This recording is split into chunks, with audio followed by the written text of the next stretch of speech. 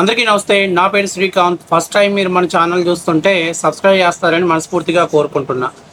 ఇక విషయంలోకి వెళ్తే ఈరోజు ఆర్కే రోజా అంటే జబర్దస్త్ రోజా మరి మేకప్ రాణి ఈరోజు ఇది డిఎస్సి గురించి ఆమె ఒక ర్యాలీ చేసింది. అంటే డిఎస్సిలో అవకతవకలు జరిగాయి, దానికి నైతిక బాధ్యత వహిస్తూ నారా లోకేష్ గారు రాజీనామా చేయాలని చెప్పేసి ఆమె ఒక ర్యాలీ చేసింది. ఈ ర్యాలీలో వాళ్ళకి ప్రియమైన జగన్మోహన్ రెడ్డి గారి మానస పుత్రిక, అవినీతి మానస పుత్రిక అయినటువంటి వాడు ఆ గొట్టం తీసుకొచ్చి ఆ ముందు పెడతాడు ఏమన్నాడంటే, మేడం హైకోర్టులో డిఎస్సి మీద హైకోర్టులో లోకేష్కి చివాట్లు పెట్టింది కదా అని చెప్పేసి మొదలుపెట్టాడు. అంటే ఇది ఒక తప్పుడు ఎలిగేషన్.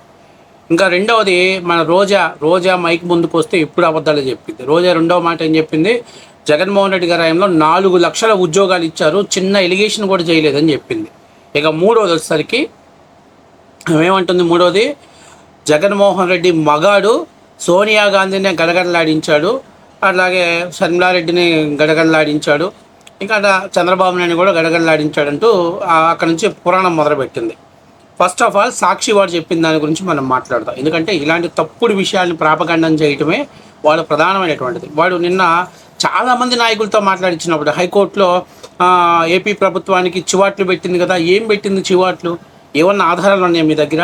మీరు వేసినటువంటి మొత్తం పిటిషన్స్ ఎవరైతే మీరందరి ద్వారా మీ దగ్గరుండి గానా భజన చేస్తున్నారో వాళ్ళందరి చేత వేపించినటువంటి పిటిషన్స్ అన్నింటినీ కూడా హైకోర్టు కొట్టివేసింది, ప్రభుత్వానికి అనుకూలమైనటువంటి తీర్పు ఇచ్చేసింది. ఎవరో ఒక ఆయన స్పోర్ట్స్లో నేను పోలవరంలో నియోజకవర్గం నుంచి వచ్చాను, నాకు అన్ని మెడల్స్ వచ్చాయి, ఇన్ని మెడల్స్ వచ్చాయి అంటే అతను కోర్టులో కూడా స్పష్టంగా చెప్పాడు, సార్ నేను మర్చిపోయి నేషనల్ గేమ్స్ సంబంధించినటువంటి పథకాన్ని అప్లోడ్ అంటే దానికి సంబంధించినటువంటి గేమ్స్ సర్టిఫికేట్ని అప్లోడ్ చేయబోయి పొరపాటున నేషనల్ గేమ్స్ కాకుండా నేషనల్స్లో ఉన్నటువంటి ఇంకా సబ్ కేటగిరీ అంటే దానికంటే కింద ఉన్నటువంటి కేటగిరీలో ఉన్నటువంటి గోల్డ్ మెడల్ నేను అప్లోడ్ చేశాను సార్, దీన్ని కన్సిడర్ చేసి నాకు మళ్ళీ ఉద్యోగం ఇచ్చేలాగా చూడండి సార్ అని చెప్పేసి అతను కోర్టుకు వెళ్ళాడు. అంటే అతను తప్పులు చేసి వాడు తప్పులు చేసి అలాగే హారిజంటల్ విధానం ద్వారా రిజర్వేషన్ ద్వారా ఉద్యోగాలు కల్పిస్తే దీంట్లో అవకతవకలు జరిగాయి, నీట్ లీకేజ్ అయింది కాబట్టి వాడు నిన్న మాట్లాడుతున్నాడు యాదమ్మ నిట్కి తేడా తెలియనటువంటి లఫుట్గాళ్ళంతా కూడా వైఎస్ఆర్సీపీ పార్టీలోనే ఉంటారు. వాడు ఒక అధికార ప్రతినిధి, వాడు మాట్లాడుతున్నాడు నీట్లో అవకతవకలు జరిగాయి కాబట్టి లోకేష్ రాజీనామా చేసేయాలి. ఇంకంతే, లోకేష్ రాజీనామా చేసేయాలి అంతే. ఎందుకంటే ధర్మేంద్ర ప్రధాన్ రాజీనామా చేశాడు. అరే నీట్లో అవకతవకలు జరిగాయని స్పష్టంగా ప్రభుత్వం పరీక్షా పేపర్ని రద్దు చేసింది, కానీ డిఎస్సీలో అవకతవకలు జరిగినాయని ప్రభుత్వం ఏమన్నా ఎగ్జామ్స్ని ఏమన్నా పోస్ట్ పోన్ చేసిందా, లేకపోతే అవకతవకలు జరిగిన కోర్టు ఏమైనా డిసైడ్ చేసిందా? మరి ఎట్లారా మీరే ఊహించుకొని మీకే అవకతవకలు జరిగినాయి అనుకోవటం మీరంటే ఏమనాలి, మీ గురిగింజ మైండ్ని ఏమనాలి నాకు అర్థం కావట్లా. ఇది కూడా సాక్షి ఇలాగే పబ్లిసిటీ చేస్తుంది, సిగ్గుండాలి సాక్షి పేపర్కి ఇలా పబ్లిసిటీ చేయకుండా. ఇక కాబట్టి ఈ మొదట వాళ్ళు చేసిన ఎలిగేషనే తప్పు, న్యాయస్థానం ఎటువంటి తప్పు పట్టలేదు, కానీ తప్పు పట్టిందనే దాన్ని వాళ్ళు ప్రజల్లో తీసుకెళ్తున్నారు. ఇక మన ఆర్కే రోజా జబర్దస్త్ కామెడీ క్వీన్ మాట్లాడుతాం, 4 లక్షల ఉద్యోగాలు ఇచ్చాము, నీకు దండం తల్లే, వాలంటీర్లు కూడా ఉద్యోగాల కింద జమేసావంటే మీ అన్నని నమ్ముకున్న వాళ్ళందరికీ కూడా ఏ స్థాయిలోకి వెళ్ళాలనుకుంటున్నారో ఒకసారి అర్థం చేసుకోవాలి. వాలంటీర్లు కూడా ఉద్యోగాల కింద చెప్పుకుంది, 4 లక్షల ఉద్యోగాలు అని చెప్తుంది. బుర్రుందా? 5,000 రూపాయలు ఇచ్చిన అసలు వాళ్ళని ఏ కోటా కింద సెలెక్ట్ చేశారో కూడా తెలియదు, వాళ్ళని ఉద్యోగాలు అని చెప్తున్నావు. సిగ్గనిపించట్లేదా మీకు ఇలా మాట్లాడటానికి? పైపొచ్చి 4 లక్షల ఉద్యోగాలు 2019-20లో జగన్మోహన్ రెడ్డి ప్రభుత్వ హయాంలో సచివాలయం ఉద్యోగస్తుల పేపర్ లీకేజ్ అయిందని చెప్పేసి ఇది నేనుగా చెప్పాల్సింది. మీరు కావాలంటే గూగుల్లోకి వెళ్ళి అని అడగండి, 2020 సచివాలయం పేపర్ లీకేజ్ అని కొడితే వచ్చింది అనేటువంటిది వాస్తవ విషయం అని చెప్పి కూడా కన్ఫర్మ్ చేస్తుంది. అంటే జగన్మోహన్ రెడ్డి ప్రభుత్వ హయాంలో పేపర్ లీకేజ్ జరిగింది. ఆ పేపర్ ఎవరైతే అక్కడ గతంలో ఒక ఆమె మునియమ్మ అనేటువంటి ఒక ఆమె ఏదైతే ఈ సచివాలయం ఉద్యోగస్తులకు సంబంధించిన పేపర్ తయారు చేసే దాంట్లో ఆమె పనిచేస్తుంది. ఆమె దాదాపుగా హైయెస్ట్ ర్యాంకు కొట్టింది, జగన్మోహన్ రెడ్డి సన్మానం చేశాడు, ఆమెకి పోస్ట్ ఇచ్చాడు. కానీ తీరా ఆమె ఎక్కడ పనిచేస్తున్నారా అంటే ఎక్కడైతే ఈ వాలంటరీ సచివాలయం అంటే ఈ సచివాలయం ఉద్యోగాల కోసం పేపర్ రిలీజ్ చేశారో ఆ పేపర్ ప్రింటింగ్ దగ్గర ఆమె పనిచేస్తుంది. అనేది జగన్మోహన్ రెడ్డి ఉద్యోగం ఇచ్చాడు, కానీ తెలుగుదేశం ప్రభుత్వం ఇవాళ సర్టిఫికేట్స్ వెరిఫికేషన్లో అతన్ని బ్లాక్ లిస్ట్లో పెట్టేశారు. అంటే అంత పారదర్శకం చేసినా కూడా తప్పు జరిగింది, అవకతవకలు జరిగాయి. అంటే నేనేమంటున్నానంటే ఇట్లాంటి భారీ భారీ ఎలివేషన్స్ వేసి చెప్పుకోవడానికి రోజా కన్నా సిగ్గుండాలి కనీసం. ఏం మాట్లాడుతున్నాం, మనం మాట్లాడేది ఎంతవరకు కరెక్ట్ అనేది కూడా రోజు ఆలోచన చేయాలి. ఇక తర్వాత మాట్లాడుతుంది, మా జగన్మోహన్ రెడ్డి సోనియా గాంధీనే గడగడలాడించాడు. ఎందుకు రోజా సోనియా గాంధీ గారితో గడగడలాడించాడా? సోనియా గాంధీ దగ్గరికి రాయబారం పంపించి కాళ్ళు పట్టుకొని బెయిల్ తెప్పించుకున్నాడా? రాష్ట్ర ప్రజలందరికీ తెలుసు. సోనియా గాంధీని గడగడలాడిస్తాడు, అట్లాగే షర్మిలాని గడగడలాడిస్తాడు, విజయమ్మని గడగడలాడిస్తాడు, సునీతారెడ్డిని గడగడలాడిస్తాడు. అంటే ఈ లెక్క ప్రకారం మీ అన్న ఆడవాళ్ళ మీద ప్రతాపం చూపిస్తాడు, మగవాళ్ళ మీద చూపించాడు, అంతేగా. కాబట్టి ఎందుకు ఇవన్నీ ఎచ్చల మాటలు మాట్లాడటం, ఇవన్నీ ఎచ్చల వ్యవహారాలు మాట్లాడటం? 2019లో మీకు 151 సీట్లు, 22 మంది ఎంపీలు వస్తే మీరు నరేంద్ర మోడీని ప్రత్యేక హోదా అడగటానికి మీకు దమ్ము జాల. అంత ఎన్నికల ముందు ఏం చెప్పాడు? ఏదో ఈ పార్టీ అయితే మాకు ఎందుకప్ప, సంతకం పెట్టు, మేము నచ్చిన పార్టీకి మేము మాకు ప్రత్యేక హోదా మేము సంతకం పెట్టు, ఏ పార్టీ పెడితే ఆ పార్టీకి మద్దతు ఇస్తానన్నాడు. ఎలక్షన్స్ అయిపోయినాక ఏమన్నాడు? వాళ్ళకి ఫుల్ ఫామ్లో గవర్నమెంట్ ఫామ్ అయింది, నేను ఏం చేయలేకపోయింది. సరే, ఆయన గవర్నమెంట్ ఫామ్ అయింది ఫుల్ ఫామ్లో, దాని గురించి నేను దాన్ని అభ్యంతరం పెట్టలే.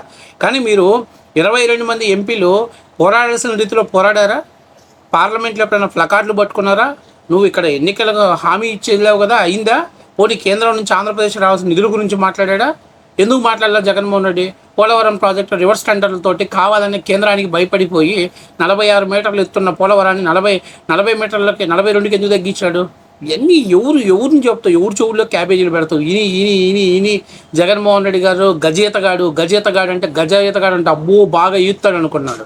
కానీ ఎన్నికలు అయిపోయిన తర్వాత 2019లో ఆంధ్రప్రదేశ్ ప్రజలు తెలిసింది ఏంటంటే గజ ఈతగాడు అంటే గజం మాత్రం ఇదే ఈతగాడు అని చెప్పి రాష్ట్ర ప్రజలకు అర్థమైంది. కాబట్టి నేనేం చేస్తున్నానంటే ఇట్లాంటి కుండాకూరు మాటలు, ఇలాంటి చెత్త మాటలు మాట్లాడటం మానేసేయండి.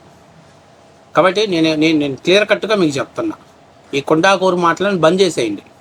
మీకు ఏదైనా స్పష్టంగా మాట్లాడాలి, ప్రజల సమస్యల తరపున పోరాడాలనుకుంటే సరైన కారణాలు ఎదుక్కోండి. అంతేగాని ఇలా 16,000 మంది ఉద్యోగాలు పొందినటువంటి వాళ్ళని అవమానపరిచే విధంగా మీరు ప్రవర్తిస్తున్నారు ఈరోజు. అసలు ఏమైనా కనీసం ఇంత కూడా రీజన్ లేదు, ఎక్కడ ఇంత తప్పు కూడా లేదు.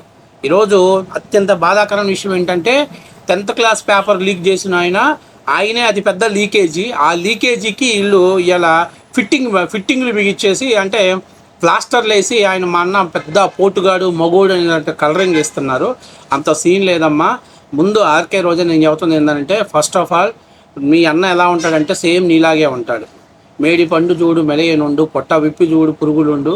అట్లాగే అన్న పరిస్థితి అంతే. నీ డైలాగ్ చెప్పాలంటే మేకప్లు వేస్తే జబర్దస్త్ రోజా లాగుండు, మేకప్ తీస్తే ఇంకా ఎందుకులే ఒక మహిళ గురించి మనం కించపరిచే విధంగా మనం మాట్లాడకూడదు. కాబట్టి నేను రోజాకి ఏం చెప్తున్నానంటే, దయచేసి ఈ ఎలివేషన్స్ వేసి అన్నని 11 సీట్లకు పడేశారు. 2019లో దిశ చట్టం గురించి నువ్వు వేసిన ఎలివేషన్ రాష్ట్ర వ్యాప్తంగా బరస్ట్ అయిపోయింది. సో ఆ ఎలివేషన్స్ వేసి అన్నని 11 సీట్లు తెచ్చారు. ఇంకా ఇక్కడి నుంచి మింగబెట్టమాకండి కిందకి. ఏదైనా ఒక ఉద్యమం చేస్తే ఆ ఉద్యమంలో ఎంతవరకు నిజాయితీ ఉంది, అది ఎంతవరకు ప్రజలకు ఉపయోగపడుతుంది, ప్రజలు ఎంతవరకు దాన్ని నమ్ముతున్నారు అనేటట్టు ఉండాలి. కానీ ఏదో మన ముందు మైక్ తీసుకొచ్చి పెట్టాడు కదా, 1 గంట ఎంటర్టైన్మెంట్ చేద్దాం ప్రజల్ని. ఎందుకంటే సినిమాలలో షోస్లో చేసిన ఎంటర్టైన్మెంట్ పాలిటిక్స్లో చేయమాక, చేస్తే పరువు పోగొట్టుకుంటాం. నీకు ఎన్ని చెప్పినా ఎక్కదులే, నీ బుర్రకి ఎన్ని చెప్పినా నీకు ఎక్కదు. ఎందుకంటే ఆ బుర్రలో ఆ గుజ్జు లేదు. కేవలం జగన్మోహన్ రెడ్డి నింపినటువంటి ఇసుక, మట్టి, అట్లాగే లిక్కరు ఒక పక్కన, అంటే 4 పక్కల 4 నింపున్నాడు. కాబట్టి నీకు ఇంకెంతసేపు అదే విధంగా ఉన్నావు. అందుకని నేను క్లియర్ కట్గా చెప్తున్నా, దయచేసి ఇలాంటి చెత్త రాజకీయాలు, చెత్త ఎలివేషన్స్ వేయటం మానుకో. భవిష్యత్తులో పైకి రావాలంటే కనీసం ఇంగిత జ్ఞానంతో ఆలోచన చేసుకో, బుర్ర పెట్టుకొని ఆలోచన చేసుకో. ఎట్లా పెడితే ఎట్లాగా మైక్ ఇచ్చారు కదా అని వాడే సగం ఫాల్తుగాడు. వాడికి ఇచ్చిన స్క్రిప్ట్ ఏంటి? జగన్మోహన్ రెడ్డి గారిని హైలైట్ చేయడం కోసం లేనటువంటి హైకోర్టు మీదే తప్పుడు ఆరోపణలు చేస్తున్నాడు. ఖచ్చితంగా దీని మీద ప్రభుత్వం ఆలోచన చేస్తుంది. దీని మీద సాక్షి మీద డిఫెన్స్ కేసు వేసినా కూడా ఆశ్చర్యపోసడం పడలేదు. అయినా మనకేమైనా సిగ్గాచారం అనేకమైన కేసులు ఉన్నాయి. మన అన్న మీదే కేసులు ఉన్నాయి. జనగణమన బాగాలేదని మన మీద కేసు ఉంది. కొత్తగా కేసు పెడితే అన్నయ్య భయపడ్డు. కాబట్టి రోజాకి ఏమంటున్నానంటే, ఈ గానా భజన బంద్ చేసి కొంచెం సొసైటీలోకి వచ్చాం, ప్రజలు నమ్మేటట్టు ధర్నాలు చేస్తే ఏమైనా 2029లో ఏమైనా ఉపశమనం, 2029లో ఏమైనా ఉపశమనం లభించుద్ది.